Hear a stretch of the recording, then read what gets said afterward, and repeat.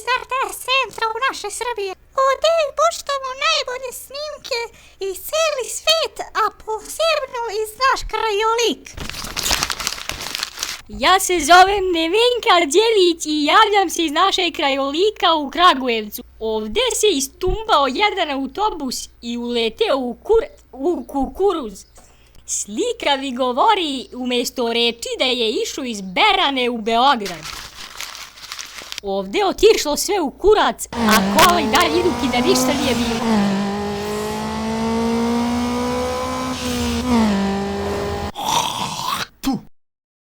To je moj Simojić kolega pljuno, a mi se vrćemo u bolnicu te su obolali. Televizija će da izjavi doktor. On je specijalac za specijalne slučajeve, a posebno za ovaj naš što se istumbao autobus u kukuruz.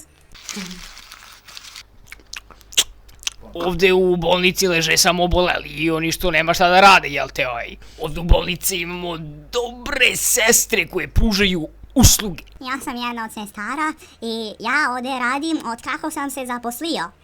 Posao nije težak, samo radiš ono što ti drugi pričaju da radiš i ne gunđaš mnogo o tome kako ne može da im držiš dok pišao. I tako mi je to. Hvala puno. Evo sad imamo izveštaj sa terena.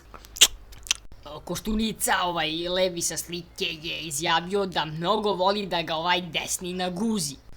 On tvrdi da je lično testirao Bonnie Always uloške i tvrdi da mu idu do mudi. Dok na desnoj strani, poznati kao engleski žigolo, Tony Blair, tvrdi da su jap noćni mnogo bolji i da idu do čmara. Rumenki paradajz. Ova čiča što sedi tu u fotelje kaže da gleda mnogo dobar pornić usred skupštine gde bilo puno ljudi, ali njega nije bilo sramota zato što to bio domaći srpske debitantkinje.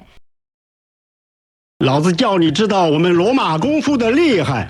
你點解突然開始講國語？唔好以為邊唔識聽，我唔係傻佬。來吧。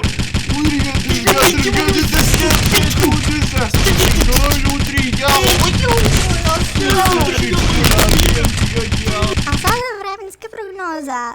Vreme će da bude eventualno sa oblacima, mestimično sa ponekim oblačkom. A kiša neće da pada danas, tako da ne morate nositi kišobrane na posao. Može povedite i decu.